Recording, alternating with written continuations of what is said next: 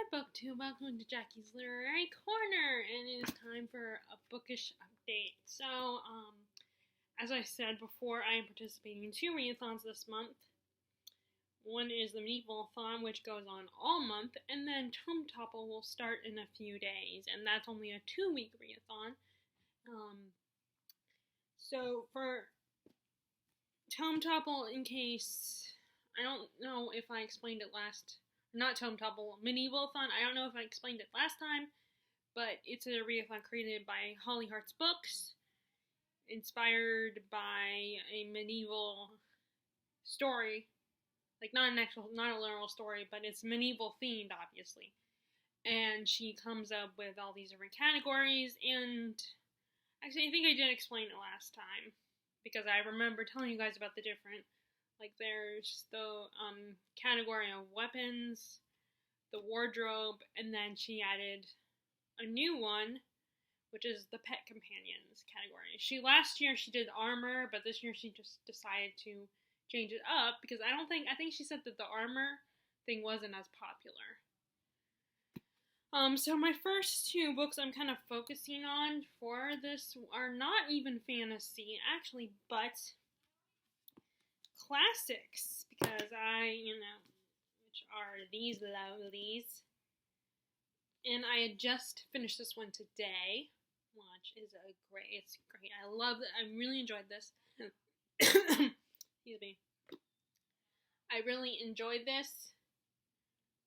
It was basically about this guy who's caught between 2 women, caught between his fiancée, who was, a good, kind, sweet person, and it would be a good marriage if he married her. But then there's this mysterious, eccentric cousin, her cousin, Ellen Olenska,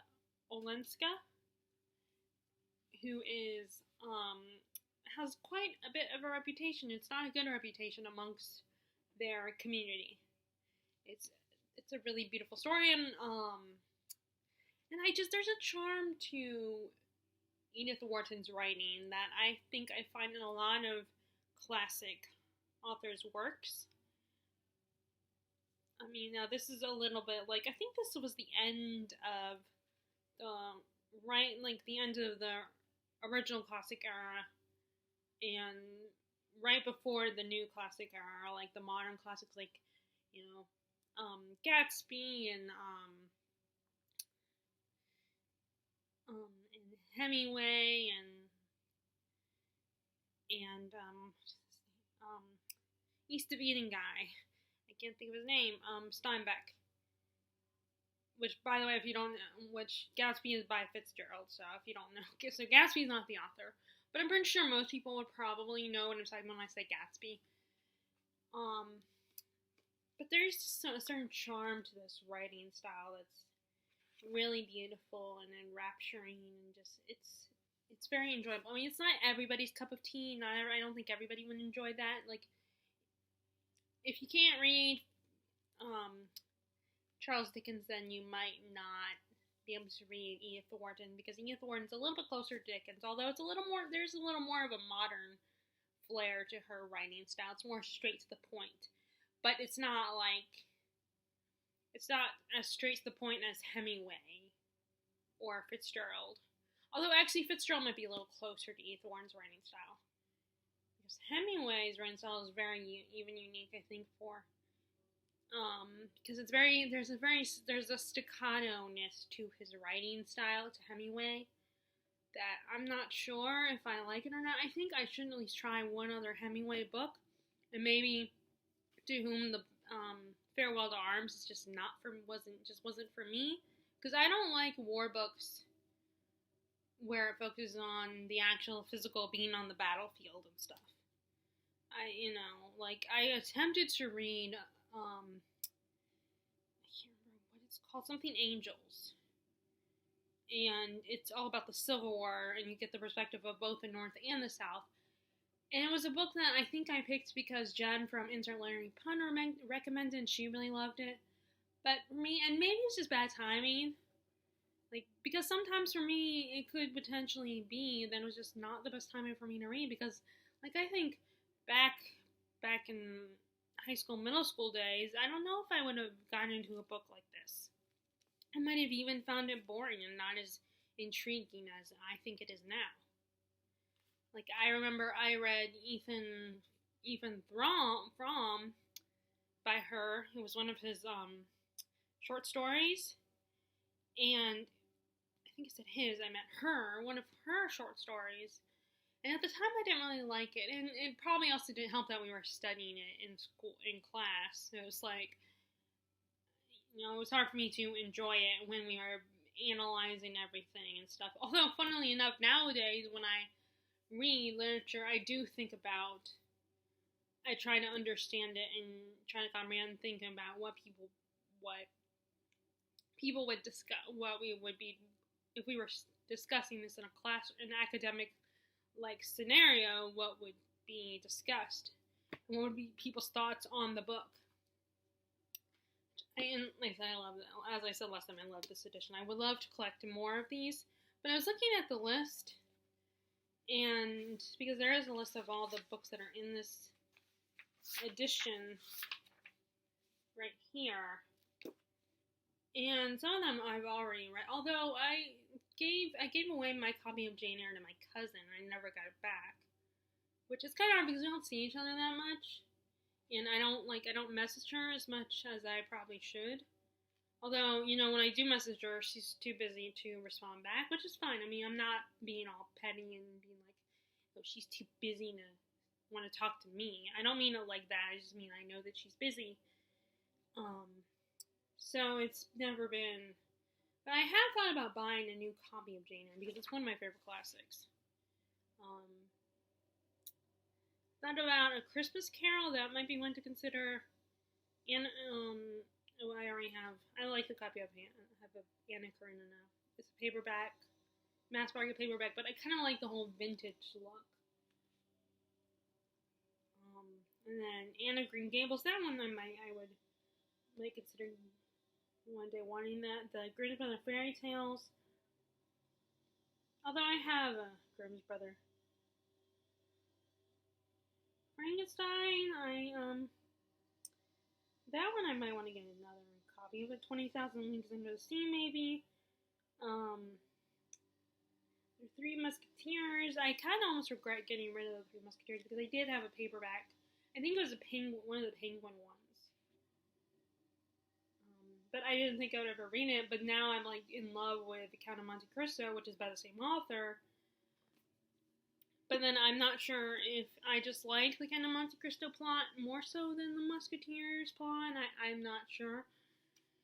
But anyway, this was a beautiful book. So I might either do a review of this, a full-on review, or I might just wait and actually do a wrap-up this month. I don't know yet. Okay, put that there. And now I'm going back to this one, the Barchester Towers. I really should watch Katie from Books and Things. I should watch her video where she talks about this series because I can actually hear the pronunciation of the overall title of the series because I cannot pronounce it. So this is the second book. I wonder if it's one of these series where some people consider that you get away with reading them as separate entities. I'm not sure though. It's one of those series. It's like a companion series, I think, where it's not like a fantasy, like in Cassandra Clare book where you have to read you have the trilogy, the one series or trilogy, whatever. And you have to read the next one to get the rest of the story. It's more like. It had Beach Book, I think, would have a beginning and then a middle and an end. And you don't necessarily have to read the next book if you don't want to. I don't know though. This is only the second book in the series. Oh, I forgot. I forgot to mention. I decided to use this one for the prompt of a book under 300 pages. So that applies to this outfit that's kind of it's brown with boots and stuff and pants. So I figured it would be a good outfit for traveling and stuff, or just walking about town, or if I wanted to be like Bandit Snow from Once Upon a Time. But I wish I could show you guys the pictures, but I don't know how to do that kind of stuff. I'm not, like, I know enough. Maybe even a little bit more than my parents, I don't know. At least according to them, I think they think I know more. But, you know, I mean, my cousins have more knowledge on this kind of, on, like, tech, are more tech savvy than me. So I don't know how to show you guys pictures and stuff. But anyway, so yeah, that's for the under 300 pages prompt. And this one will be for another outfit that looks like more of like a peasant dress. And the prompt is a book that is yellowed over time or something like that.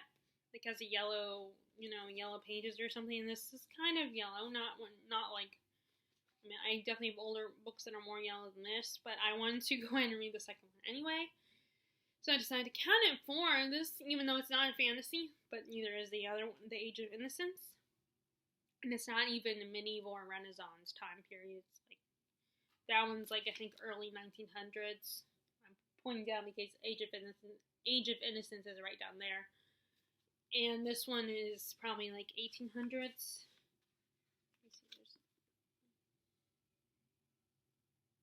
It doesn't say. Well, I mean, the year it has on the back is 1814.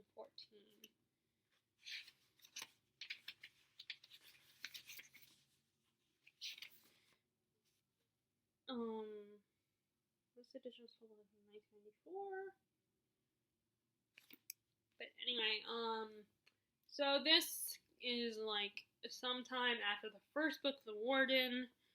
And of course, and once again, just like The Warden, there's the it's all about the church and the religion and about which version of religion is gonna win. Like kind of like how in politics you have liberals versus like you have Democrats versus Republicans. Well, it's kind of the same way in this book, like traditionalist versus liberalism or something like that. And I find those really interesting. Like reading about that kind of stuff in fiction. I kind of find it in real life, I find it a little bit irritating to hear about it constantly, but I know it's important. It is important to hear about and to know your opinions on our world and what's going on and how, your views and stuff, but it doesn't mean I like to hear about it constantly. So, but I do like reading about it in fiction, like a fictionalized version of it. Not, like I said, not modern politics, but like either historical or classics or fantasy version of politics. And this definitely has that, but it's more on a small scale because this is a small town. And I definitely, I don't know if you would even call it a spoiler or not, but I did read the introduction by Joanna Trollope of this edition. I read a couple sentences, and I don't know if she's like his daughter, granddaughter, great granddaughter. I don't know. She's his relative. So of course she did the introduction in this edition. And which, by the way, my library apparently has more Joanna Trollope. Has only one Anthony Trollope, but has plenty of Joanna Trollope books. So I might have to win the library ops, which sounds like I was just listening to the news, and it sounds like businesses are opening up again. Like they're taking their time and easing into it, and just reminding us that we still need to be cautious. We still need to, if we go out, we still need to wear our face masks and gloves and stuff, and have hand sanitizer and constantly wash our hands. Which, I mean, to me, the washing the hands is common sense because every time you go to the bathroom, you wash your hands. Or at least you should. But although there are some people that I know that I've seen leave the bathroom at my store and they don't wash their hands, and I'm like, you? But, I feel like that part of it is common sense. You should always wash your hands. But I guess they're saying, like, wash them constantly. Like, even if you just go into the bathroom for, like, a minute to, like, look at your face or something, or just mess with your hair, maybe you should consider washing your hands even then, as long as you're in the bathroom. Wash your hands after you, eat something. But, anyway, so it sounds like the library So a lot of businesses might be open, so maybe my library and the roast office might be opening soon. So at least once a week, maybe I'll go up there. But the library would be twice, once every 2 weeks again. But if so, then I'm probably maybe I'll check out some Joanna Trollope books. See if I like her work as much as her father's. I'm not 100% sure about her father yet, because this is only my second Trollope book. I do like his writing style, and there is definitely a charm to his omnipresent narrator who constantly talks to the reader, like assures the reader. But anyway, the reason why I brought up the introduction is because, yes, that's still charming and endearing, but there will be times where I think it could potentially spoil things. Like, she talked about, in talking about that and how her relative narrates the story, she mentioned a plot point in the story, but then she talked about how he says something about that plot point that I feel like kind of spoils it. I mean, he doesn't exactly tell you how things work in the plot, how things are going to turn out in the plot, but it implies that things are going to be good. Things are going to be positive with that plot point. Things are going to turn out all right. So I feel like it kind of spoiled it. Although, and I have heard people in videos say, don't read the introductions of classics. Because unless you want to get spoiled, they wouldn't recommend it. Because a lot of times introductions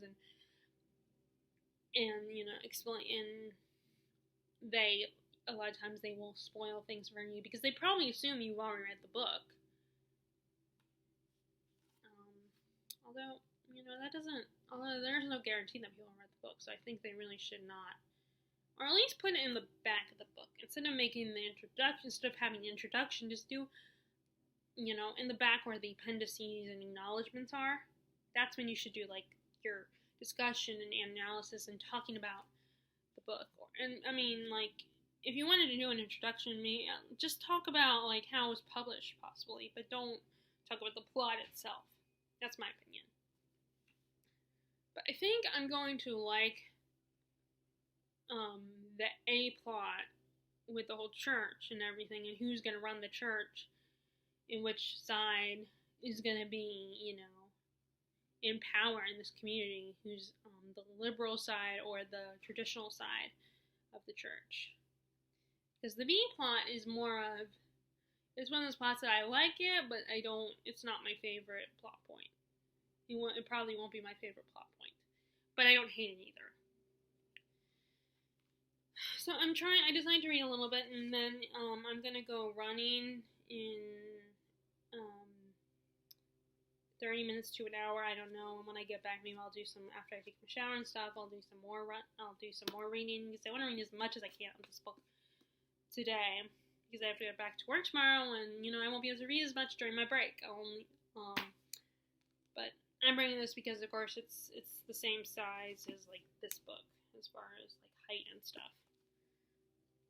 So, that's the one I'm working on, and I don't know what I want to read next. As you saw in hopefully what becomes my thumbnail, I still don't know how that all works. I'm going to be reading these 3 books. I don't know if I'm going to read this one or not, but it's very hard because I'm trying to apply certain books to different prompts, and then there's at least 2 prompts that any book, maybe 2 or 3 prompts that any book could apply, or at least I have a lot of choices. Like, there's also one prompt where it's pick the tallest book on your shelf, and that's for the prompt of a horse for a pet companion. And I do want to, so either one of these I feel like any of these can apply. Although I thought about using this one for that prompt, because I do want to read it, which is a retelling of Jane Eyre, and it's like where she's an assassin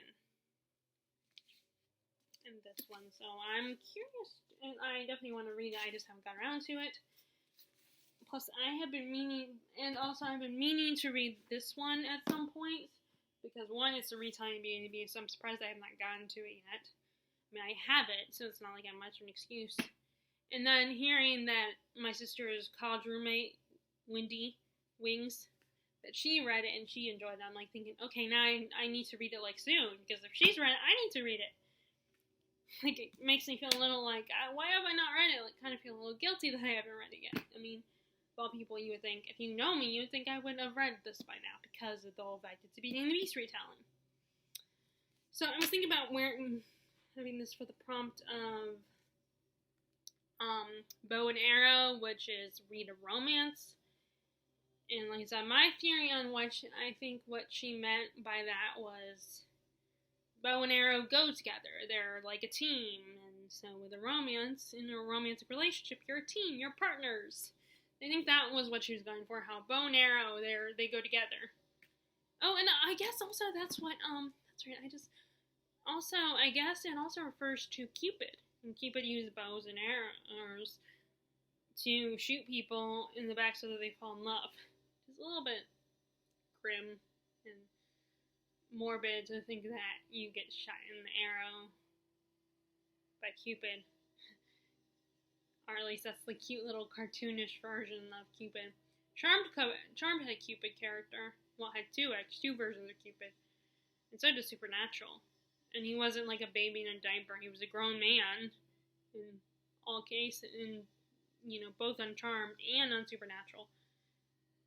Although in Supernatural, he was a little more fun and happy and just like silly and stuff, and a very emotional person. While on Charmed, in both episodes, he was just a nice, sensitive guy. And he was very romantic and passionate. And in both cases, Phoebe ends up liking him. But the second time, spoiler alert, she ends up marrying Cupid. But yeah, I didn't think about that. So bow and arrow, Cupid uses bow and arrows, or at least the cartoon and the myth, that's the image of Cupid as a baby in a diaper with a bow and arrow. So I did not think about that. I was thinking more like something like they go together, so a romantic couple goes together. I think I might use this, A Curse So Dark and Lonely, for that prompt. And speaking of the Beauty and the Beast, I'm having the desire to watch the live-action movie again for like the 10th time. Well, maybe not that many times, but still, I've watched it a lot of times.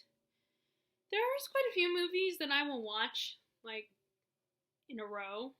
Like, I'll watch it once, and maybe there will be a movie or a TV show in between, or like a day in between.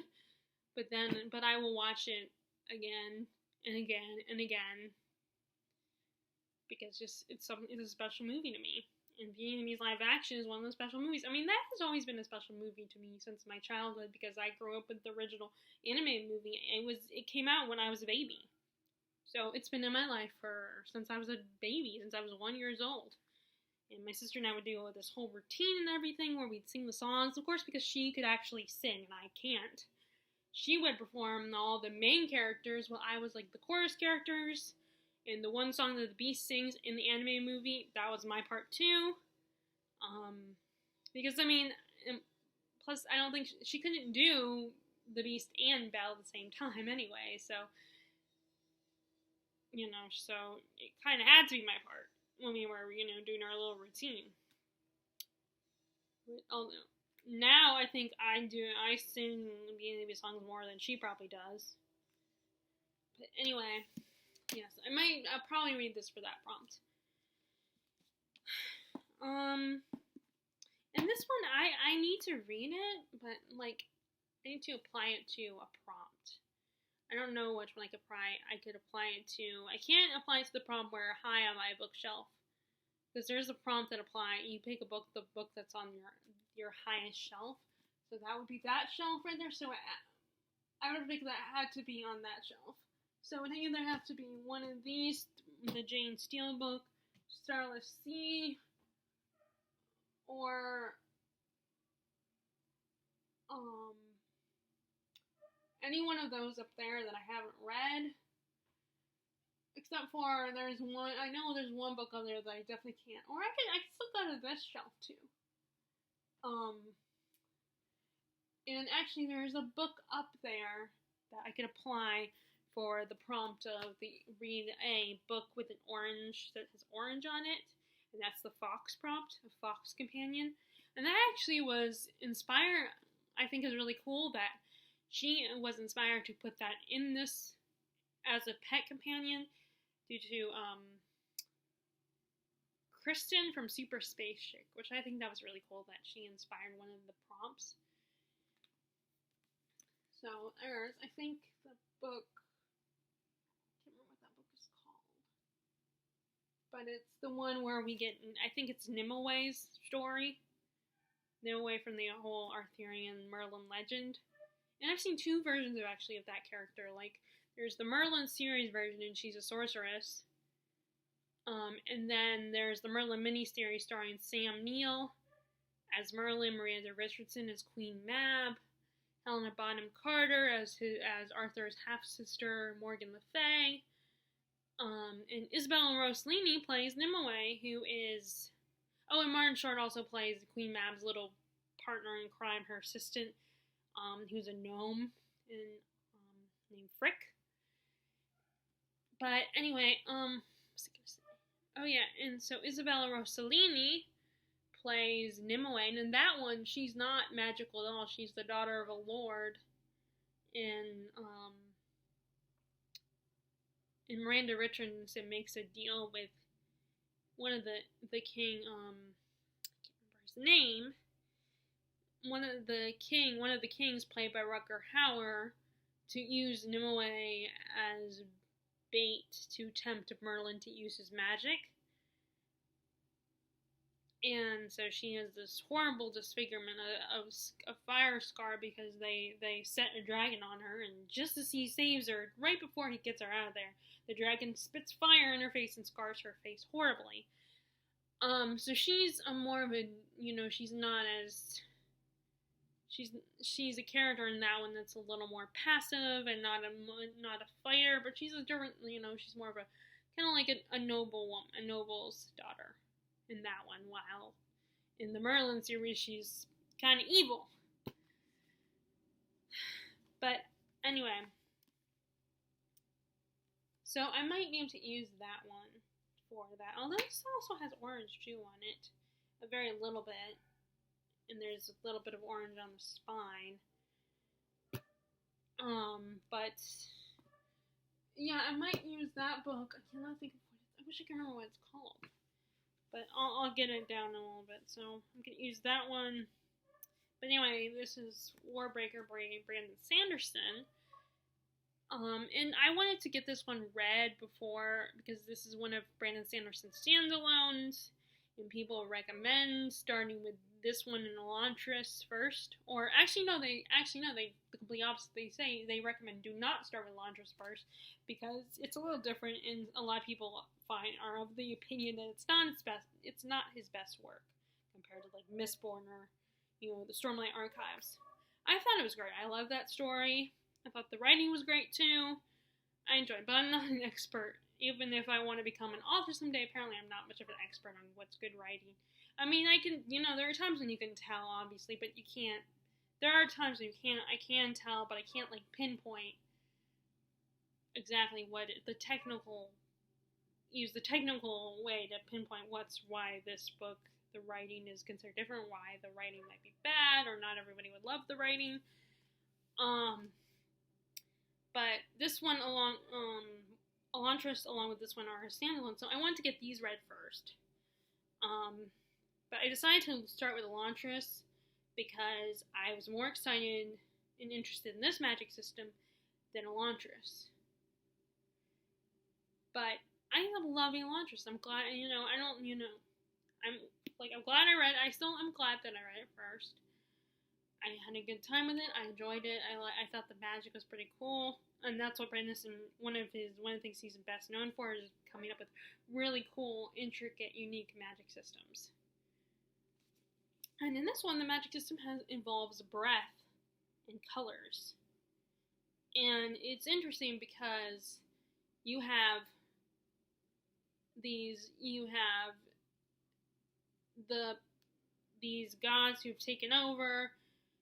And you have usurped these people, and they are they've gone somewhere else, and this king made a deal with the God King, and he was like, I'll send one of my daughters to be your wife, and we won't go to war.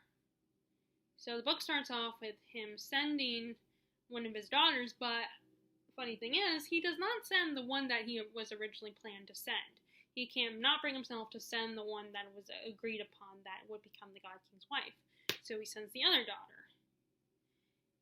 And she's in this weird kingdom, and for them, the whole color thing is just so weird, and it's too garish, and it's not right. And, I'm thinking, as I'm reading this, I'm thinking, why? I like the colors. I think it's cool that this is so colorful, such a colorful kingdom. But they associate color with, because the way these people get their, the way they get their power, sometimes they will steal it from other people, steal their breaths, and that will result in them dying or becoming I can't remember what they're called, but they become like these colorless people. So unfortunately, the way they get this power that they have, is not in a good way. It's not a very pleasant way. So it's like something that looks good or feels good that really is not kind of mentality. Like, you could compare it to, say, drugs, where drugs make you feel good and make you feel high and happy and just relaxed or whatever.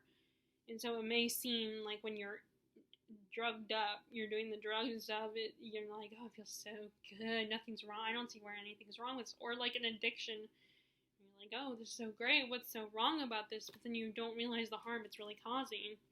And I think that's how these princesses see this. That this power, and the one sister was originally supposed to go, she comes to rescue her other sister because she's like, Ciri was not prepared. Ciri is the one that got sent, the sister who got sent, and then the other sister is Vivenna. I don't know if I'm saying it, or Vivenna.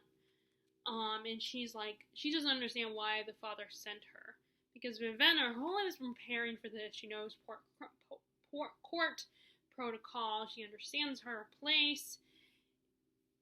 And she knows how to handle political situations. So she was prepared for this her whole life. And then all of a sudden their dad is like, I can't send you. I'm going to send your sister, who was not prepared for this situation. And she sees this as, no, why are you doing this? Why are you doing this to my sister? She is not prepared. She can't handle this. So Ciri, so Vivenna has gone to the city where the God King lives to save her sister, and she is forced to team up with these these mercenaries, because as soon as she gets there, the messenger, the guy that was the emissary who worked for her father, is dead, has just died. So she is forced to take charge now of the situation. And she's starting to figure out what's going on. She's starting to realize things. Well, she's also planning to protect her sister. And save her sister. And she's kind of put in the situation that she's not comfortable with. And then you have Ciri, who's even more uncomfortable situation that guy, I'm wondering if it's going to be like a Beauty and the Beast type thing, or like a Beauty and the Beast romance or something, or is this guy gonna always be a douchebag? But,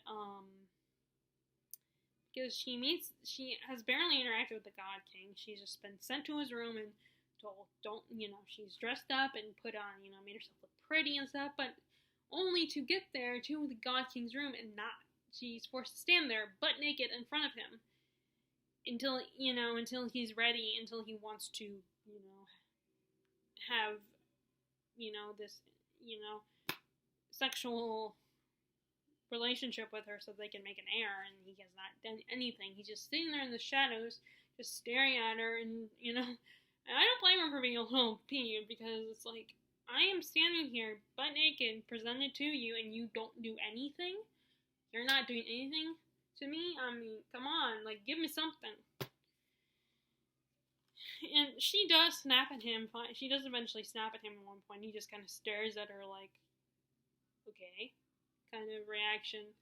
And right now she's finally seeing him in person for the first time when he's not in the shadows. But again, she's still barely interacting with him because it's kind of a formal gathering where everybody in their kingdom is meeting, including the other gods. And then you have the character that I think is everybody's favorite character, and that is Lightsong. And he's a god that's all like, I'm not a god. Why do you guys like me? Why do you guys worship me? I don't want to do this. And, and thinking, well, if I'm a god, I should be able to do things like change the weather.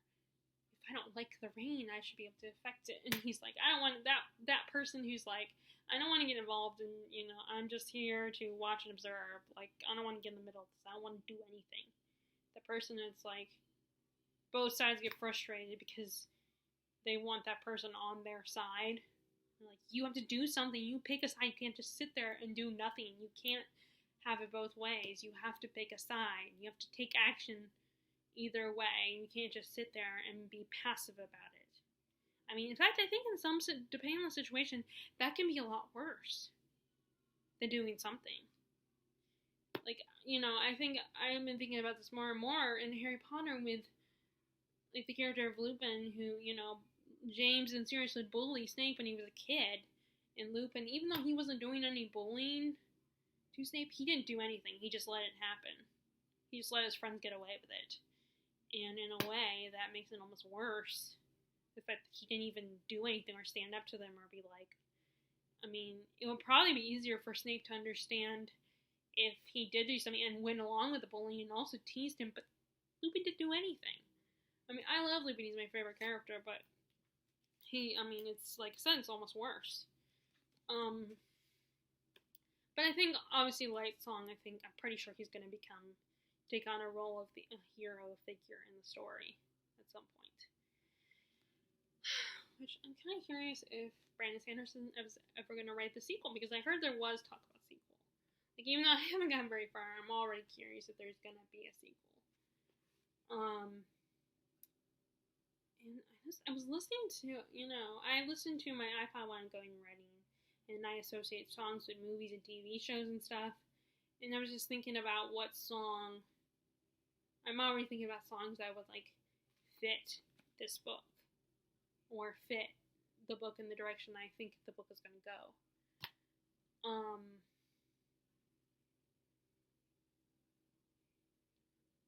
noticed that people have used this image before, this image that's on the cover of this book. I've seen this image in other places. But, yeah, I want to get back into this soon. Like I said, I wanted to, my next two reads in the month, for this month, my first 2 reads of the month, I want them to be classics. And then another book that I absolutely have to read is Finale. I have been procrastinating reading this book for a long time. I finally have it.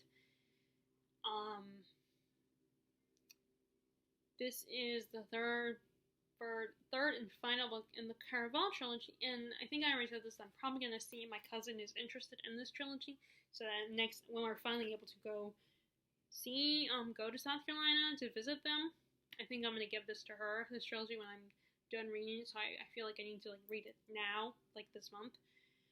Along with, actually, there's a series that I need to get back to my aunt soon, when we finally can go out of town and stuff, and we're no longer... Yes? Okay. Sorry about that. But this is what I'm interested in this one, which I think is really cool, is not just finding out how this all is gonna end, but we get both perspectives of Tella and Scarlet. And by the way, I like Scarlet. I know a lot of people do not like Scarlet. And maybe in a way that's because I feel like I can kind of relate to Scarlet more than I can relate to Tella. Which, every time I think about that, I wonder, if I was a fictional character, would these people like me, or would they also find me incredibly annoying? I can't help it. I'm an insecure person, But either way, that's neither here nor there. But it's from both their perspectives, and I'm curious what is going to happen, like, with, the love interest, and how that's going to work out, how they're going to get out of this whole mess. And I do believe, I'm wondering if there's a character that Scarlet was betrothed to in the first book that I'm wondering if he's going to come back in this book. I don't know yet, but I will. But anyways, I'm gonna check something. No, well, at least you can actually see the symbol. I do not like it when it looks like it's, if it's on a hardback, there's actually something in there, like a symbol or words or something, but you can barely see it because of the color that they chose. Yeah, I want to get to this. I'm thinking about using this for the prompt of something shiny on the cover, because this is shiny right here. The title, and then this image of a heart. This is shiny, and they have all this around it too. This is sticky because there was a price sticker here, and I peeled it off. But there's unfortunately still some residue on there, as you can see. But yeah, I might use this for the shiny prompt, which involves a pink dress, a pink gown that I really like, that I wouldn't mind wearing in real life. It actually reminds me, there's another, I can't remember which prompt. Oh, the prompt, I think it's for the one I'm using where it has a peasant dress. This one reminds me of one that I already bought for the Ren Fair that I used to go to back before we moved, which I don't know now if I'll have to wear it at some point, maybe, because I will probably want to wear, if we don't go to convention this year because of, we're not sure if we don't do the convention this year because, you don't want to do the convention where there's a bunch of people and you're going to be doing photos, or you're going to be putting around and be up in the space of all the celebrities you're taking a picture of. You want to be there during this time when we still don't have a vaccine yet for this virus. So next year I will probably talk, if we don't go, I'll probably talk to Terry about maybe wearing those 20s dresses for next year. Even though it wouldn't be 20, it wouldn't be 2020 anymore, and that was the point. It'll be 2021, but it would still be, I would still want to wear them, just to I bought them for convention, so it's like, why not wear them? Why let them go to waste?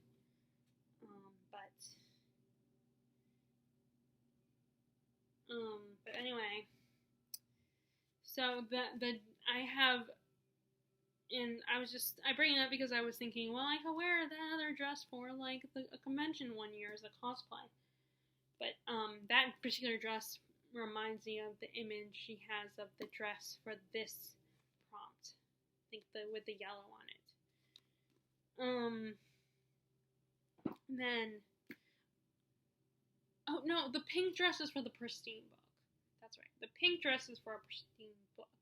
So that one, I definitely have a lot of choices for. I think I have a few choices for that for a Pristine book. Because I think Pristine as in basically a book that is, I think when she says Pristine, I think a book that looks very pristine. Obviously this could not count as a Pristine book because it has the residue of the sticky price tag on it. So this isn't technically a Pristine book. If I want to be technical. So I don't remember what the shiny prompt. Oh, the shiny I think was with a dress with armor on it. I think that was the shiny prompt. Because there's another dress with another armor related outfit, but that one would be for the dragon prompt, which is read a book with a dragon on there. And unfortunately, my books with dragons on them are all very long, or they're part of series or something, I can't read it, or I don't have a lot of options there.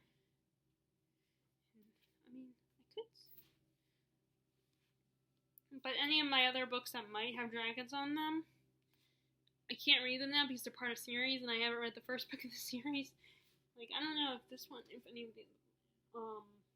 does not have dragon on it. I do need to read this book Unfortunately, does not have a dragon. That is not a dragon. So, so all my dragon prompts are. Is there a dragon on this one? Nope, no dragon. So yeah, I don't have any books with. Is there a dragon on this one? No, no dragon. Dang it. I don't know if so as far as I know, the only books that I have with dragons on them are this one,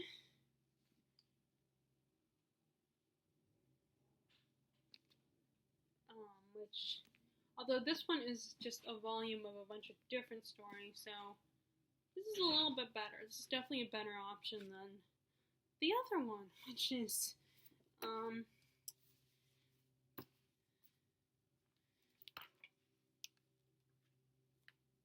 this one, Priory of the Orange Tree, Samantha Shannon. I'm not pretty far in this book. There's no way I can get through this book within like a whole month. Like, I can't do that. I'm trying to just get. So, I mean, I can still look through my books and see if there's any books I have that are not as long as this one, but I do want to get to this book. So I might still use it, even if I don't succeed in finishing it by the end of the month. I still, I'll keep going with it next month in June. And I don't know about the rest of my books, which books I apply to each prompt. I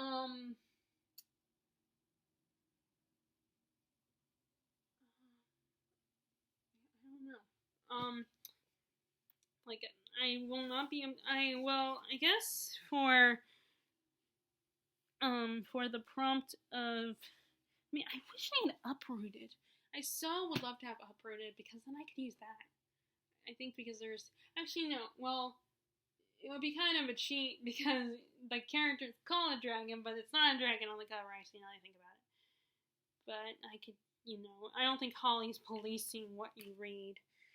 But there's also the prompt of, if you want to pick a opinion that's a chicken, you have to read a scary book. So I thought about reading this one, which is a bunch of short, I don't know if they're short stories, because their short stories are novellas, by Stephen King. I wish I could just have a day. I wish I had tomorrow off too. But, I don't have tomorrow off. I work, because tomorrow's Thursday, and I always work on Thursdays. Thursday is the day that, they have to get, almost everybody is on the schedule on Thursdays, because it's our busiest day. It's the day when the seniors get their discount, and it's the day, and if we weren't in lockdown mode, it would be the day when, in worrying about this whole and having to deal with this whole virus, then it would be the day you could get Prime Rib for $9.99 at our store. So that's the other reason why people, a lot of people come on Thursdays. So I have to work on Thursdays. I mean, there's every so often I've had a couple Thursdays that I was off, but most of the time I work on Thursdays. But I thought for the prompt of a pet chicken, I could read this book, because it's scary. And in this case, I probably will read all the stories, one right after the other. Because, For Past Midnight, I have not really read stories one and... I mean, I read the first novella, but that was years ago, and I do feel like I need to reread it. So I can have a more recent memory of that story. And then Secret Garden, Secret Window is one that I've seen the movie, but I have not read the actual story, and I do want to read it at some point. It's hard for me to read it, because I'm thinking in my brain's telling me, you don't know this story, you don't need to read it, you know what happens, so it's not. But yeah, I was thinking about reading this one for the prompt for a pet chicken, because it's reading a book that's scary, so basically reading a book where you're a chicken, you're too chicken to read it normally, or you're just. So I'm wondering if some people are going to read books that are too big for that they're scared to read it, not because it's scary in the book, but because it's so intimidating, like reading a tome that they know they're not going to be able to get to. So the rest of these, I don't know where I'm going next. Like I said, I'm still continuing with Barchester Towers. For the prompt of a yellow book, so I'll have at least two dresses. One dress and then two outfits, because the other one is not an actual dress. So I'll have two outfits.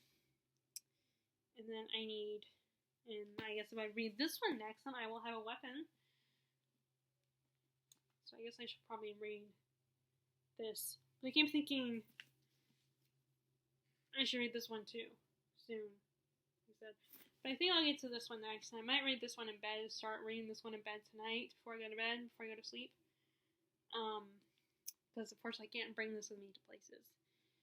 But I might want to start it today. I don't know. So I want to read a little, and this I want to read. So I don't know. It's very hard to apply books to prompt and I keep thinking about all the books that I need to read that I want to apply to a prompt, and some of these prompts have quite a few choices I could pick from. But anyway, so that is what's going on with my reading today, the past week. Are you guys... Oh, and Tome Topple, I forgot about... Let me just real quick tell you guys about Tome Topple. Okay, well, this one can apply... I think this one could potentially apply to Tome Topple. I forgot about Tome Topple. Yeah, because it's 676 pages, and it's 500... You have to read 500 plus page books for Tome Topple. So, that's definitely, at least if anything, I'll read that for Tome Topple. And... unfortunately, I don't think Barchester Towers could apply as a tome. I think...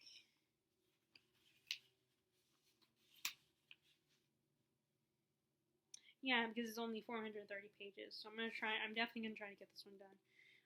I thought about reading a little bit of Priory of the Orange Tree, because, well, with Tome Topple, you don't have to finish any books. That's okay if you don't finish them. There's also, books like The Great Hunt that I need to read. I could read that, could definitely apply. This obviously has to be over 500 plus pages. There's also Wondersmith by Jessica Townsend. Let's see, that is... Yeah, it's kind of close. It's just past the 500 page mark. So it's 521 pages. So it could, but it works. So I could apply this one. There's this one that I need to get to, Assassin's Quest. And even if I don't get to these now, I can always read them during the summer, in June. I can read them next month. Valor by John Gwynne is the second book in the Faithful and the Fallen series. And as I said before, I have been waiting for these a long time. They were not at Books A Million. I can't get them at the library. They're never at the library, and they're never at the roast office. And as I've said a million times before, the roast office and the library reflect the kind of people that live in this community. They are not the type of people who read something like this. But Terry had finally gotten me these because I actually finally decided to make certain books. You can make certain books on your Amazon wishlist. You can classify them as high priority or highest priority. So I finally did that, and she actually got this one, and then the other one. There actually is 4 books, so I still need to get the 4th book in this series. So this one could work. This is definitely, as you can tell, I'm sure you can tell that this is 500 plus pages. And unfortunately, I can't use, even if the second, the Rhyria Revelations, the second book, is probably 500 plus pages, but it's really just 2 books in one volume. Just like,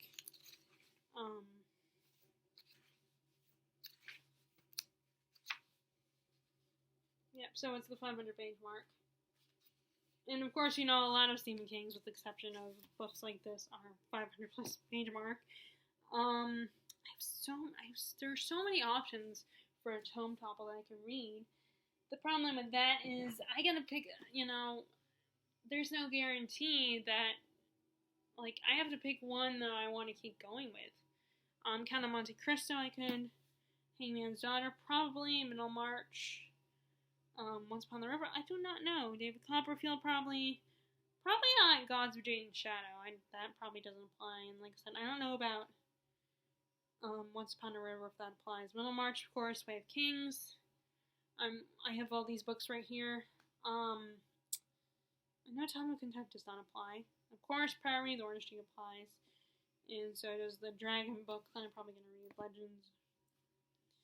And Lady Midnight would definitely apply too. So I have a lot of books here. Oh, and you know, I have The Stand, Hateful Things, Clash of Kings. Basically, these are all books that I've started or I've been meaning to start. And then I have the two Kate Warren books I have started that they might, I don't know if they'll apply. I think they would apply. So I have a lot of options for Tome Topple too. But if you guys are participating, I would love to know. And if you are struggling with making your choices, like I am, feel free to share. Maybe we can help each other out, if not, in deciding what books to read. If you guys like this video, please give a thumbs up. Click subscribe if you haven't already. And click the bell notification if you want to know when I post new videos. I hope whether you are participating in these readathons, I hope you're enjoying your reading. I hope you're not one of the unfortunate people who just can't get into books right now because of what's going on in the world. But like as always, if you are one of those people, it's okay, you know. You'll one day get back into the flow of reading, maybe. It just might take a while. But like I said, if you're lucky and you have not had any problems with reading, like I said, you can tell me what you're reading, and I will talk to you all later. Bye!